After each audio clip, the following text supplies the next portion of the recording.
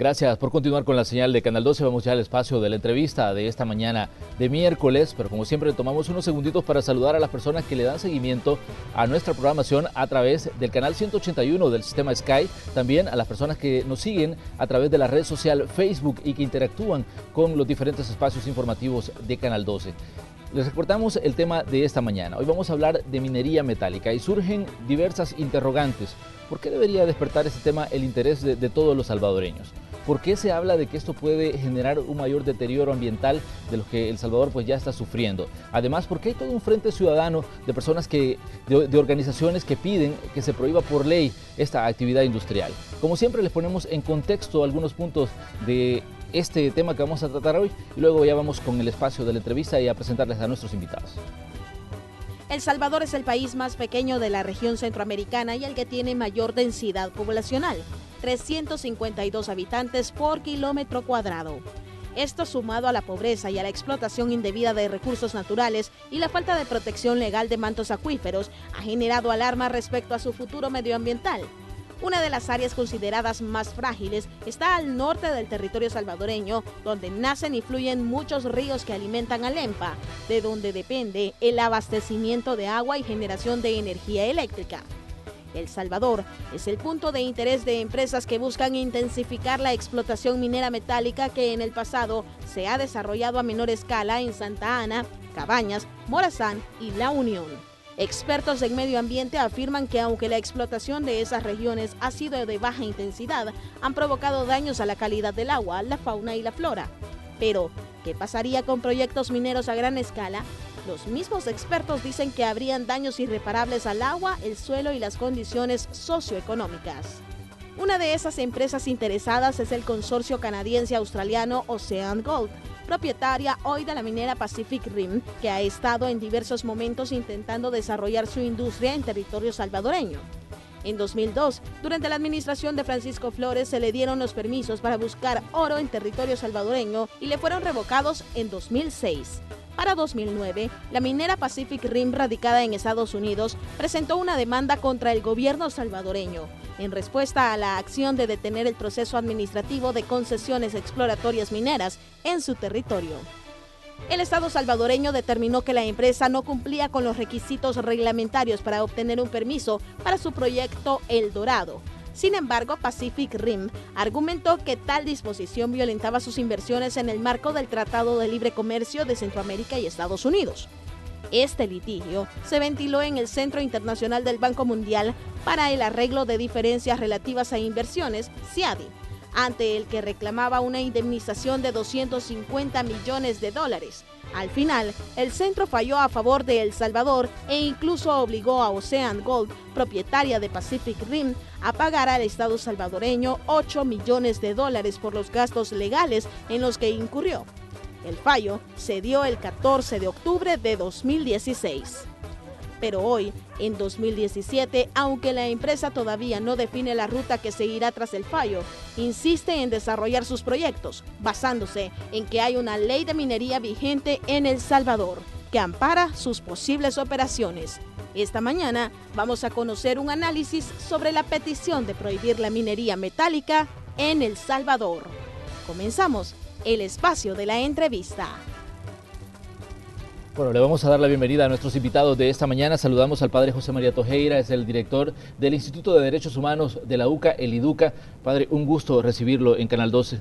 Encantado de estar con ustedes también.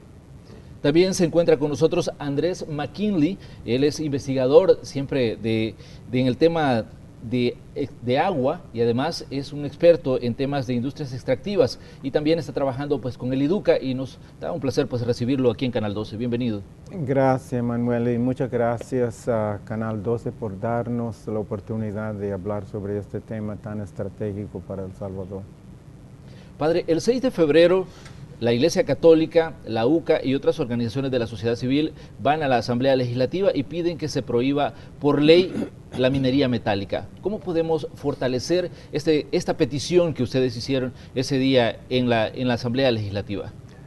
Bueno, yo creo que conociendo el problema, ustedes han hecho un excelente resumen de la problemática de la minería metálica en la introducción a este programa y también creo yo, insistiendo ante los diputados en que avance este proyecto.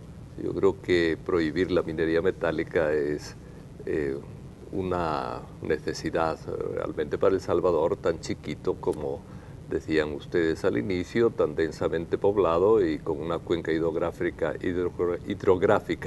principal, que es la del río Lempa, a la que verterían la mayoría de los ríos de las zonas de exploración minera, ¿verdad? Y de explotación minera. Entonces, yo creo que esto, desde que se empezó a hablar de la extracción de oro con minería de cielo abierto, hubo una gran inquietud en general en la Iglesia, pero también en todas las ONGs y grupos ambientalistas, porque veían la problemática. Incluso Monseñor Sáenz, arzobispo entonces, que había estudiado química, tuvo una serie de reuniones con la gente y les decía, miren, si no me quieren creer como sacerdote, créanme como químico. Es decir, la utilización de este tipo de sustancias, ¿verdad?, para apelmazar el oro, para reunificar las moléculas de oro que quedan sueltas en la tierra, es decir, es muy, muy peligroso. Es decir, esa conciencia, ¿verdad?, del peligro es lo que motivó ya desde principios de este siglo XXI la posición de la Iglesia y la posición de la universidad y la posición de otras instituciones también. Andrés, estaba leyendo parte del trabajo que usted ha desarrollado y entre las cosas que menciona que uno de las primeras víctimas ante la minería metálica es el agua, y para un país como El Salvador, que ya tiene ciertos problemas, este costo puede ser elevadísimo, ¿no? Sí, siempre que yo hablo sobre este tema de la minería, me gusta empezar recordándonos que este no es cualquier tema para El Salvador, ¿verdad? El tema de la minería es un tema que va a definir si este país tiene viabilidad para un futuro, para las generaciones que vienen. Es un tema, siempre nos gusta decir, es un tema de vida o muerte para El Salvador, y en gran parte por lo que usted acaba de mencionar, su impacto en el recurso hídrico del Salvador.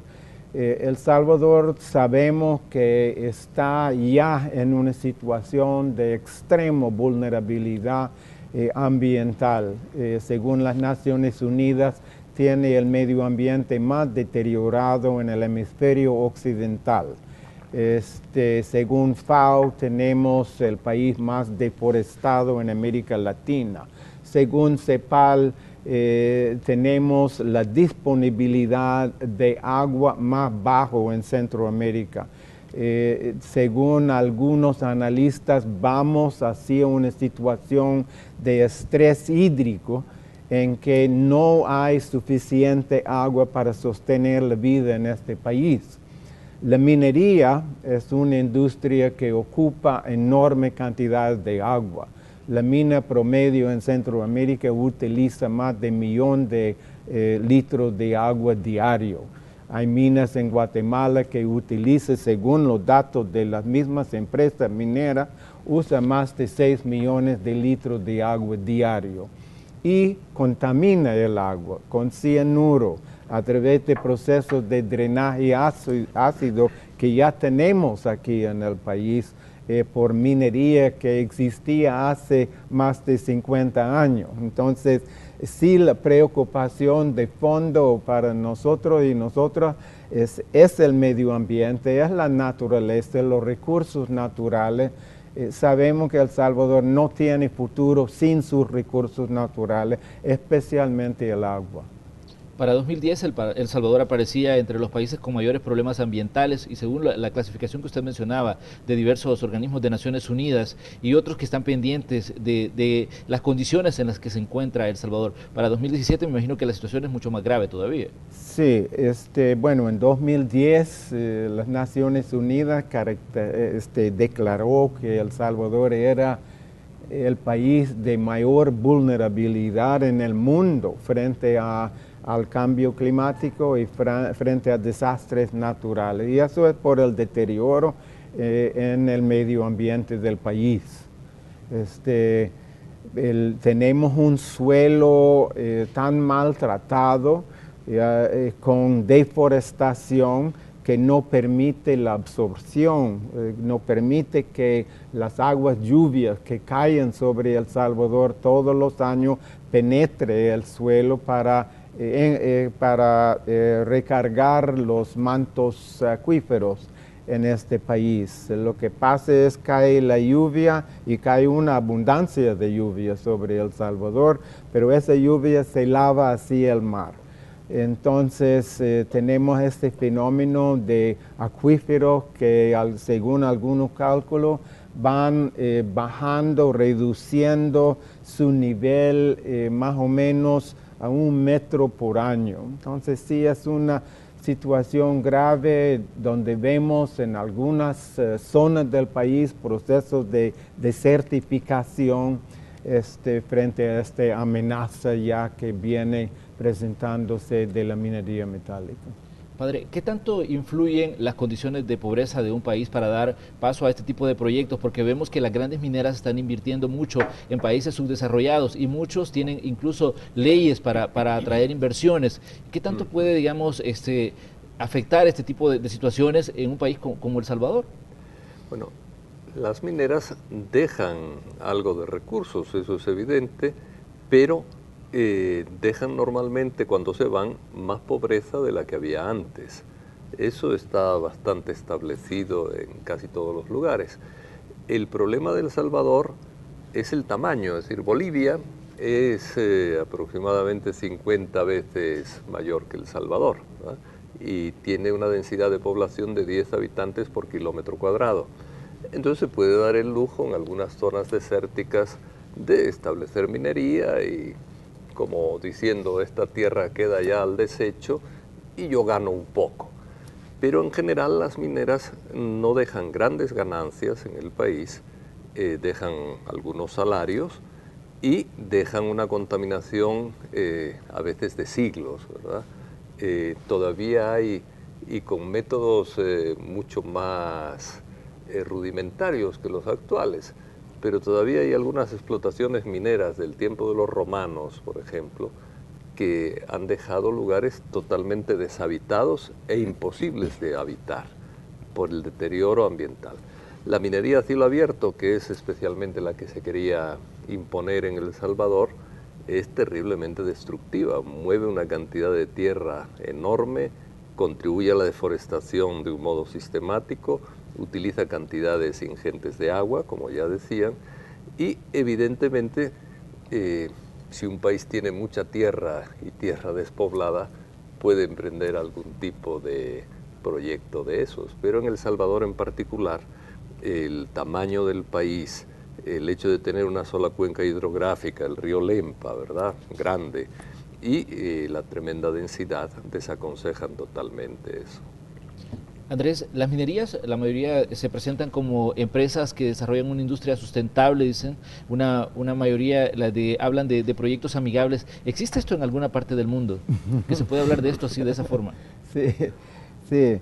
La empresa minera que realmente vemos como punto de lanza de la minería metálica en El Salvador se llama OceanaGold. Es una empresa de capital australiana y canadiense, ¿verdad? Antes se llamaba Pacific Rim. Hace años nos trató de engañar aquí en El Salvador con la promesa de la minería verde, diciendo que había nueva tecnología en la industria minera que permitía hacer minería sin dañar al medio ambiente. Eso no pegó con la ciudadanía salvadoreña. Los sondeos que hacíamos de parte de la UCA en aquellos años, en 2007, indicaba que la población no creía esa promesa, como que los salvadoreños pudieron oler algo malo en ese planteamiento, más que todo cuando empezaron a conocer más sobre la minería, visitar minas reales en Honduras, en Guatemala, en Nicaragua, ¿verdad? Y darse cuenta de la verdad sobre ese asunto. Hoy en día, OceanaGold habla de la minería responsable, es otro término, pero con el mismo propósito de darnos la impresión de que hay algo nuevo, que el daño generado por la minería es cosa del pasado, ¿verdad? No del presente. Sin embargo, es interesante darse cuenta que hace unos días el gobierno de las Filipinas, donde OceanaGold tiene su proyecto modelo de minería responsable, el gobierno de las Filipinas tomó la decisión de suspender el permiso de operación de OceanaGold en ese país por los enormes daños que estaba generando al medio ambiente y por la violación de los derechos humanos en las comunidades cercanas a la mina. Eso es la realidad de la minería responsable que lo llaman hoy. El mismo Banco Mundial que ha promovido la minería a través de todo el mundo en años anteriores reconoce la verdad de que no hay mina que no contamina. Y es aún más grave en un país como El Salvador, donde algunos que apoyan la minería hablan a nosotros como que seríamos tontos de no explotar, no aprovechar estos recursos mineros de oro, que hay en El Salvador. Pero ahí otra vez, la realidad es que los depósitos de oro y plata en El Salvador son de pobre calidad, son de baja concentración. Después de cientos y cientos de años de minería, desde el tiempo de los españoles, ¿verdad? Ese oro que se veía con los ojos, ¿verdad?, ya no existe. Hoy en día algunos analistas hablan más bien en términos del oro microscópico, oro invisible. Ustedes lo vieron en el video que pasaron al principio. Se agarra una roca que tiene oro y no se mire el oro, hay que comprobarlo con pruebas químicas. Y hay que hacer excavaciones muy profundas para sacar eso. Sí, eso es el punto. Para explotar esas concentraciones tan bajas, y ahí estoy hablando de concentraciones de 6 gramos de oro por tonelada de roca, es lo que estamos encontrando en El Salvador. Es tremendamente dañino a un medio ambiente, especialmente un medio ambiente que ya está vulnerable. De manera creciente a nivel global, la industria minera trata de representarse a sí misma como una socia responsable para el desarrollo.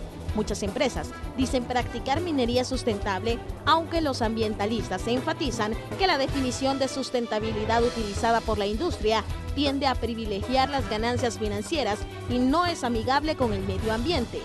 La inversión para desarrollar la explotación minera a nivel mundial ha crecido, producto del aumento de la demanda de minerales de naciones como China e India, el incremento de precios de los metales y la especulación en materia prima producto del colapso del mercado mundial en 2008. Pero hay otro factor que los conocedores del tema consideran es clave, y son las legislaciones de países en vías de desarrollo creadas para atraer inversiones. Mineras de China, Estados Unidos, Australia y otras naciones están fortaleciendo sus inversiones en la explotación minera. Un estudio centroamericano revela que en el periodo comprendido entre 1995-2010, el precio del oro en el mercado internacional se incrementó aproximadamente 350%.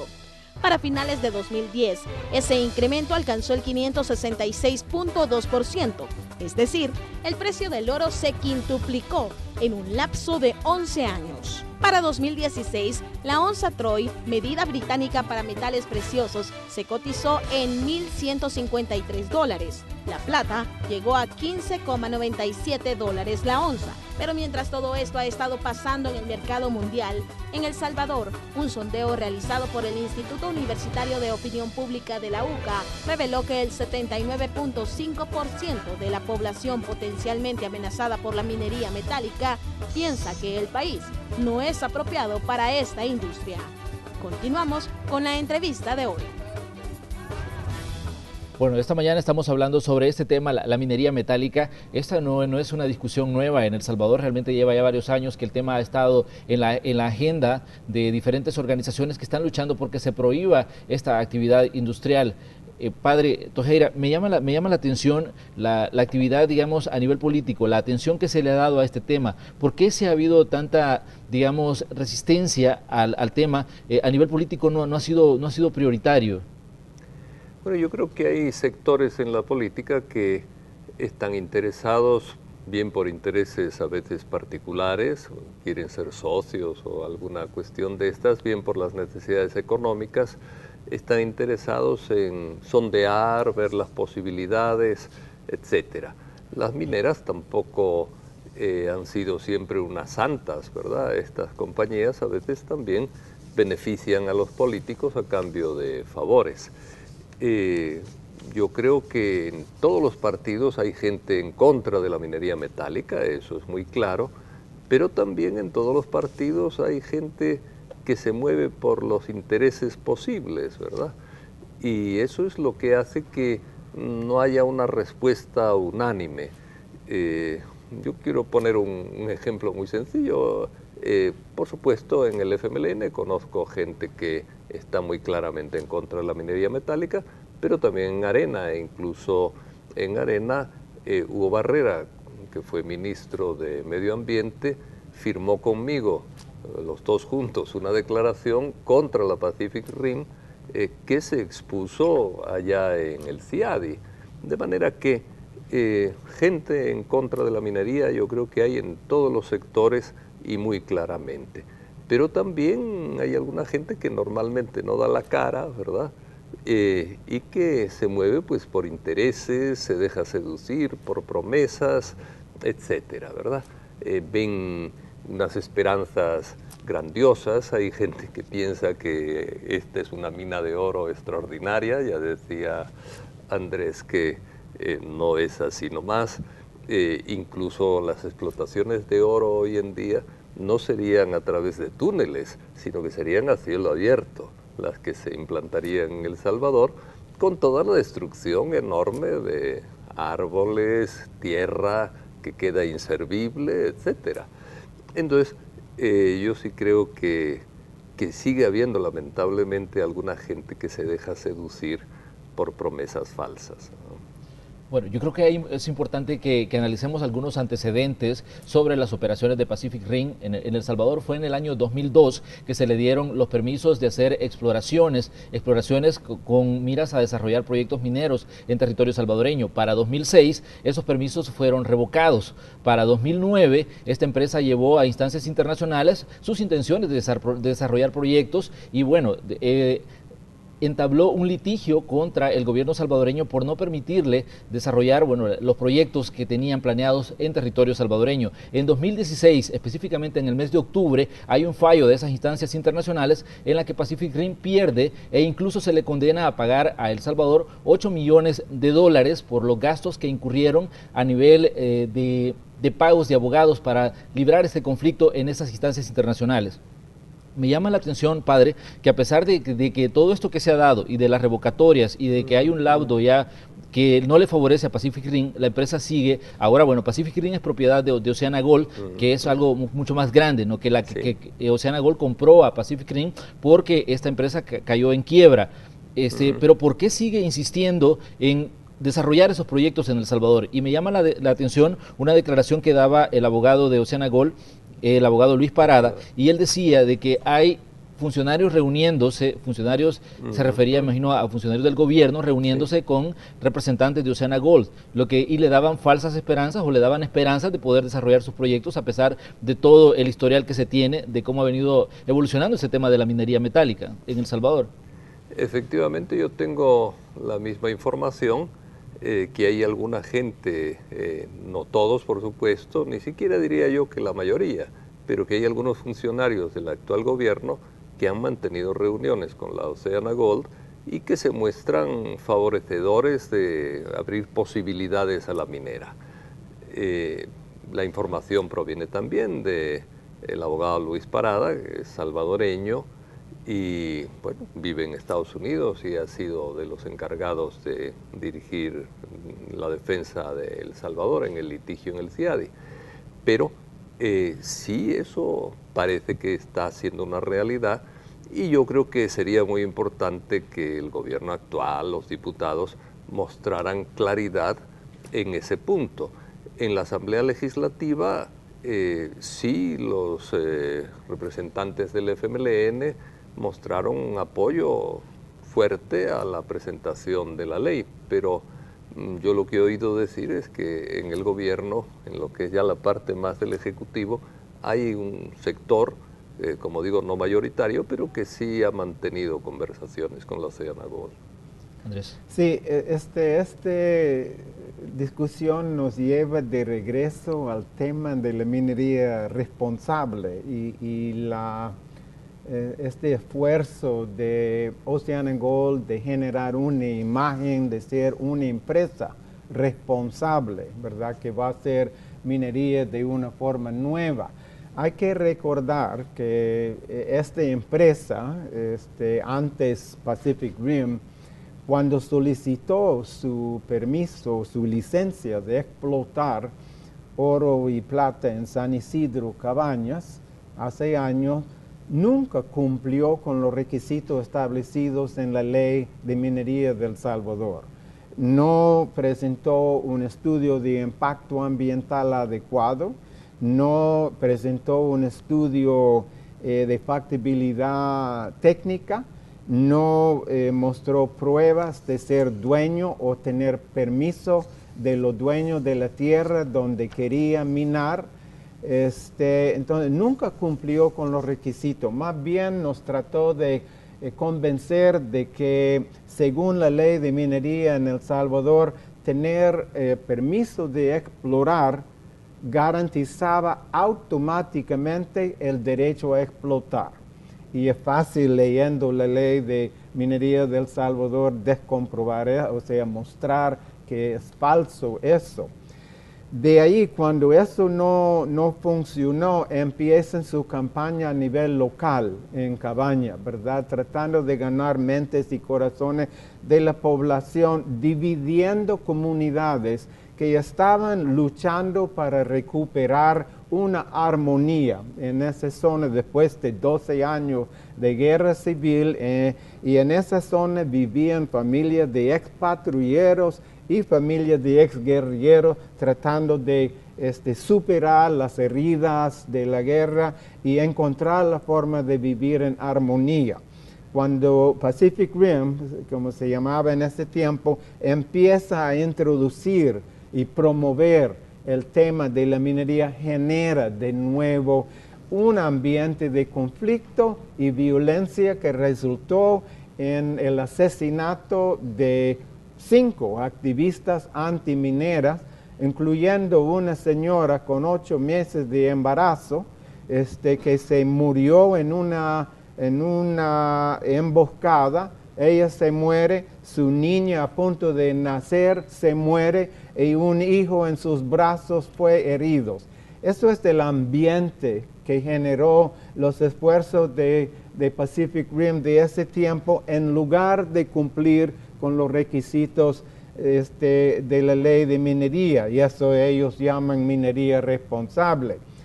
Cuando eso no pegó, viene la campaña de la minería verde y después la demanda. Y ahora que pierden la demanda, como estamos planteando, ¿verdad?, niegan a cumplir con la decisión del tribunal de CIADE en una demanda que ellos mismos trajeron, ¿verdad?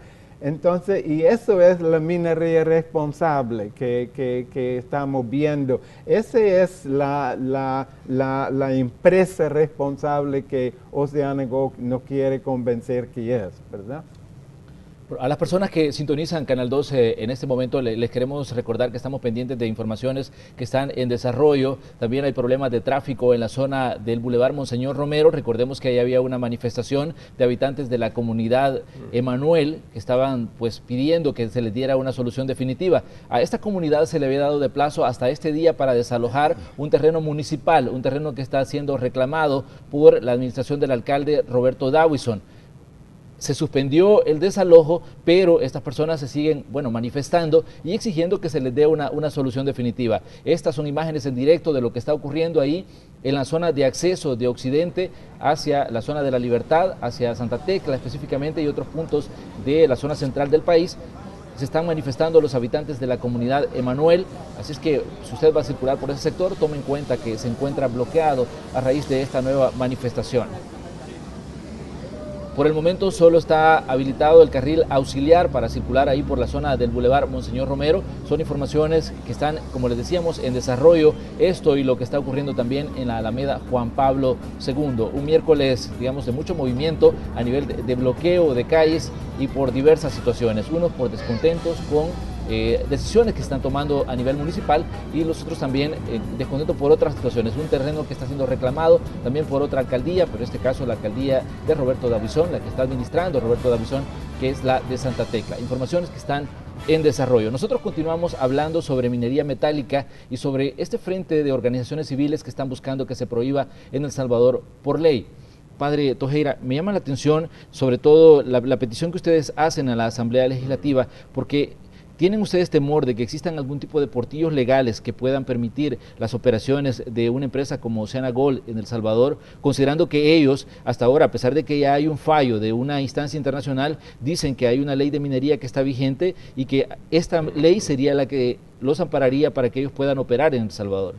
Claro, la ley de minería del 95 permite la explotación minera en El Salvador y de lo que se trata es de derogar esa ley y de poner una ley que la prohíba.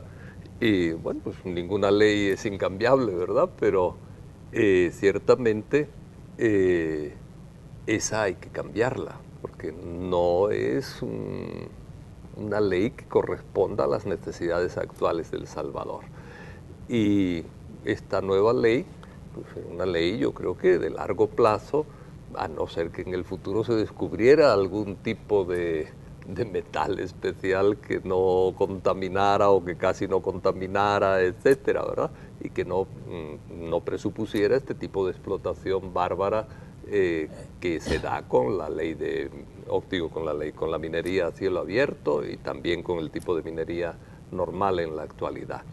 Entonces, si creemos que en este momento es importante frenar la minería metálica y mantener una regulación para la minería no metálica, ¿verdad? Que eso sí hay que regularlo y tiene que pensar la Asamblea si la regulación de la ley del 95 es suficiente o si hay que mejorar, que yo creo que hay que mejorar la regulación de la minería no metálica. Pero la minería metálica sí debe, o la ley de minería existente que permite la minería metálica, sí hay que cambiarla, hay que derogarla y proponer otra ley. ¿Cuál es la situación del resto de países de la región centroamericana en cuanto a minería metálica? ¿Tienen ustedes conocimiento de qué está pasando? Sabía yo que Costa Rica ha prohibido la minería metálica. Costa Rica ha prohibido la minería metálica, creo que la de cielo abierto en general, ¿verdad? Honduras y Guatemala no. De hecho, con Guatemala en particular tenemos un problema serio que es la contaminación de la laguna de Guija. Ciertamente esta alimenta el río Lempa y está creando ya daños en el río Lempa. Es una minera que está muy cerca ahí, no me acuerdo ahora el nombre de ella, de esta laguna. En Honduras hay alguna minería a cielo abierto y los desastres, las enfermedades, etcétera, han sido bastante patentes, así como la deforestación y el daño ambiental. En Honduras en particular, que ha sido el país más minero de toda Centroamérica, la experiencia que existe es precisamente la que decía al principio, que cuando la minera se va, en la zona queda mucho más pobreza de la que había anteriormente. Al lado de Tegucigalpa, en un lugar que se llama San Juancito, después de Valle de Ángeles, que es un centro turístico, Valle de Ángeles, pero en San Juancito hubo una minera que estuvo operando, creo que 80 años, una cosa así, ¿verdad? Y realmente usted va a San Juancito ahora, un pueblo que fue un emporio, la primera fábrica de Coca-Cola que hubo en Honduras fue en San Juancito, ¿verdad? Porque había dinero de los mineros, etcétera. Usted va ahora a San Juancito y ve un pueblo fantasma, algo totalmente deteriorado, en la ruina, ¿verdad? Es decir, va a Valle de Ángeles, que se mantuvo siempre como pueblo tradicional, ya es un pueblo muchísimo más rico, de haber sido una especie de aldea de San Juancito en lo anterior. Yo creo que las mineras crean una especie de espectáculo de riqueza, pero cuando se van queda una pobreza absoluta en la gente, porque no dejan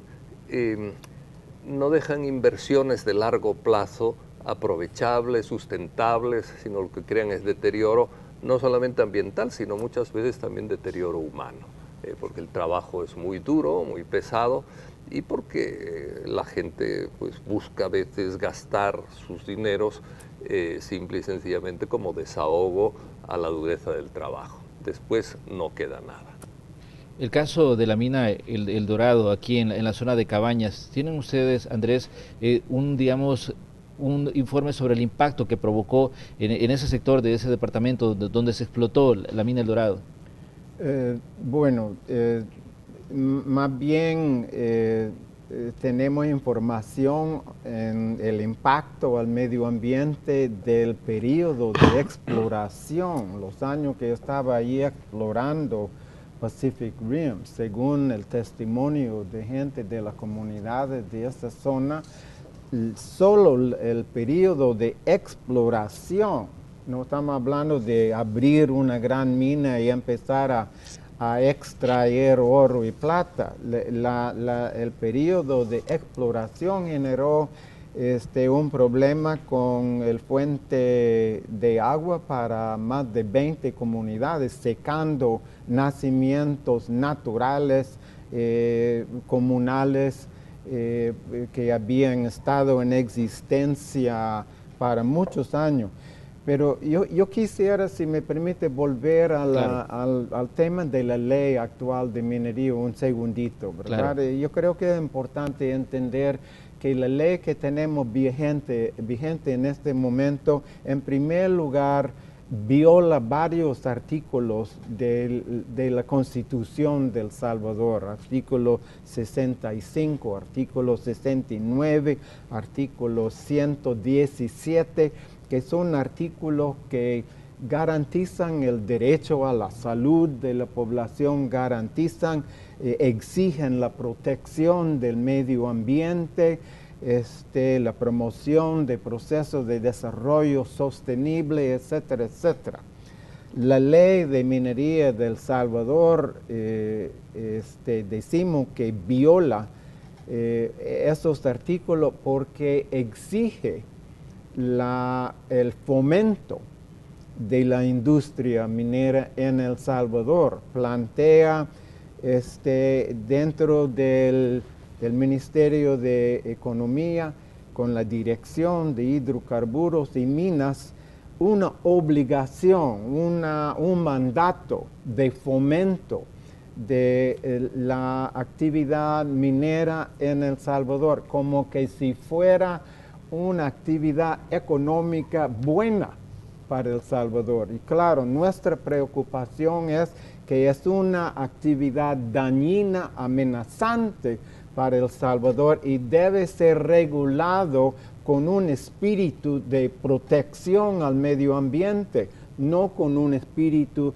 de fomento. Entonces, esta ley, por esas razones, tiene que ser derogado y necesitamos una nueva ley. Necesitamos una nueva ley de minería en términos amplios en El Salvador, ¿verdad? Que incluye no solo la prohibición de la minería metálica, sino la regulación de la minería no metálica, porque la minería no metálica de arena, de grava, de cal, y otros productos también es una amenaza para el medio ambiente.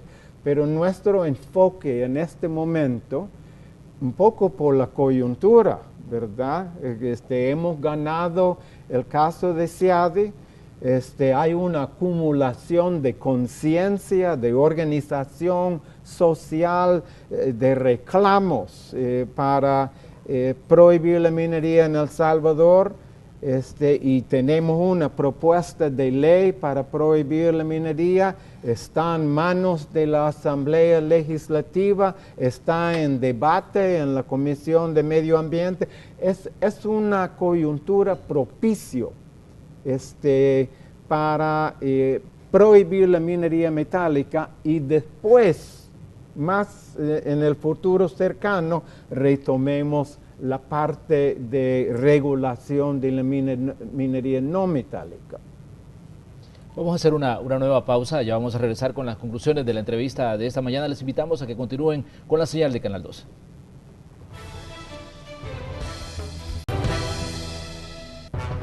Bueno, estamos ya en la recta final del espacio de la entrevista correspondiente a este día, miércoles 22 de febrero. Estamos abordando el tema de la minería metálica y una de las preguntas que surge es ¿cuál es la participación que debería tener el Ministerio de Medio Ambiente en este debate que se encuentra en su apogeo, padre?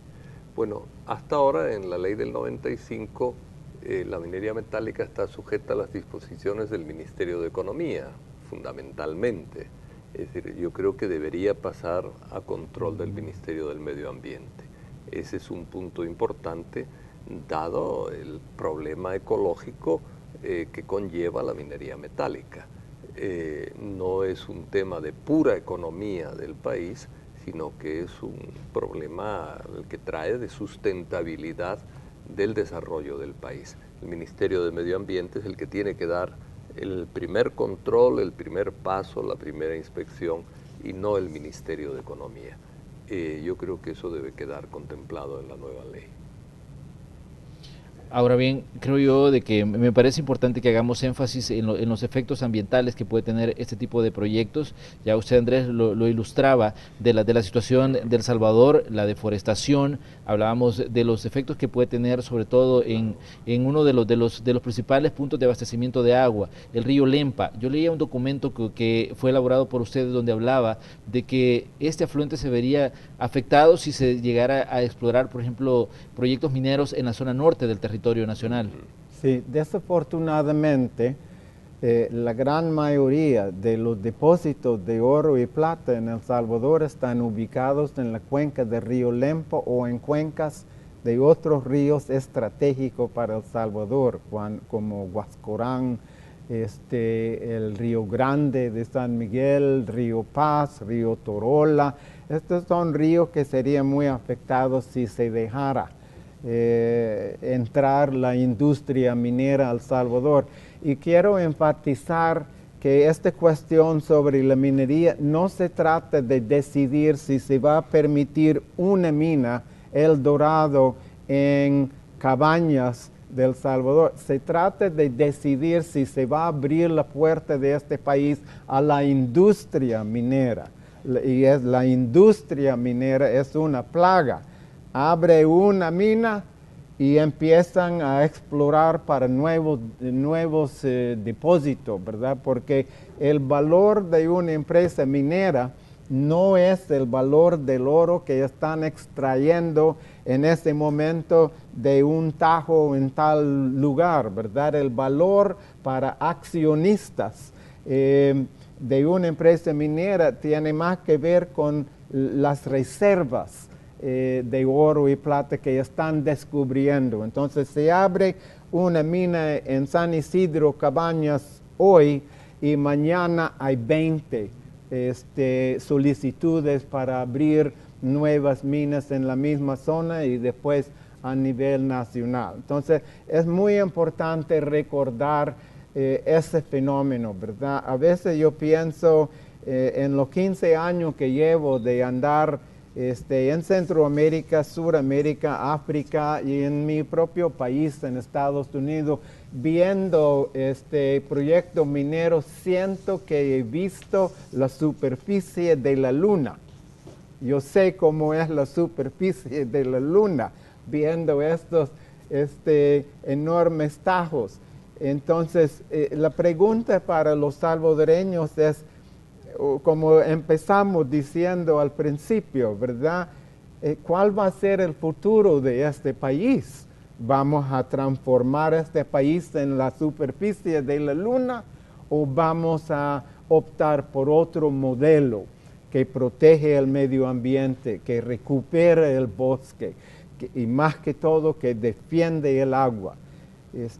La Procuraduría de Derechos Humanos el año pasado sacó un informe sobre los recursos hídricos que concluyó diciendo que si seguimos en el camino actual con respecto al trato al recurso hídrico en El Salvador, este país tiene aproximadamente 80 años de vida sostenible para los seres humanos, ¿verdad? Lo que estamos diciendo a la juventud y a las generaciones que vienen es, si no cambiamos nuestra relación con los recursos naturales, más que todo el agua en El Salvador, la única opción que va a seguir surgiendo para ustedes es empacar su maleta y buscar camino para el norte. Y sabemos con nuestro nuevo amigo en la presidencia en Estados Unidos, eso cada día vuelve una opción más difícil. Entonces, hay que enfocarse en este problema de medio ambiente, hay que tomar las medidas necesarias, audaces, para empezar a defender con seriedad los recursos naturales de acá. Padre, para concluir me gustaría hacer énfasis en un sondeo que hizo el YUDOP, el Instituto de Opinión Pública de la UCA, que decía, en 2015 lo publicaron, que decía que un 79% de la población a la que le preguntaron decía que El Salvador no es un país adecuado para la explotación minera, y un 77% pedía que se prohibiera por ley. Pero ¿temen ustedes que se pueda perder esta oportunidad de generar un debate en un tema como la minería metálica si no se hacen y no se toman las acciones a nivel político en este momento? Pero yo creo que este es uno de los momentos buenos, porque hay conciencia en la gente, hay también un respiro, digamos, preelectoral. Cuando comienzan las elecciones, las mentes a veces se enturbian, especialmente de los políticos, y porque hay un conocimiento de la realidad que lo pide. Mira, no lo hemos mencionado, pero una de las cosas que dicen las mineras es que son seguras, que no hay derrames, pero está habiendo derrames sistemáticamente en Estados Unidos, en México, en Argentina, en Brasil. Es decir, entonces digo, es no solamente algo que deteriora el medio ambiente, sino que lo puede golpear inmediatamente y de un modo catastrófico. Eso es algo que está ahí, ¿verdad? Y yo creo que urge, ¿verdad?, que aprovechar este momento. Es la sociedad entera. Hay varios proyectos de derogación, no solamente el último que hemos presentado, pero hay varios proyectos. Es cuestión de escuchar al pueblo salvadoreño.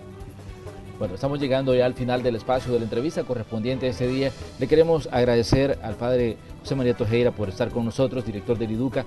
Muy amable, gracias por participar con nosotros en este espacio. Gracias a ustedes y es un gusto, he estado varias veces en Hechos, es un gusto estar de nuevo aquí.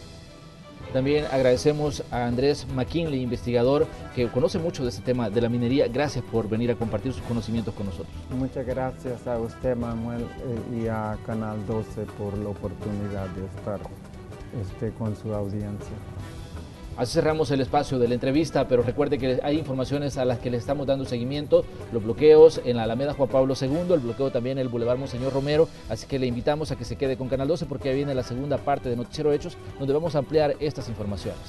Regresamos.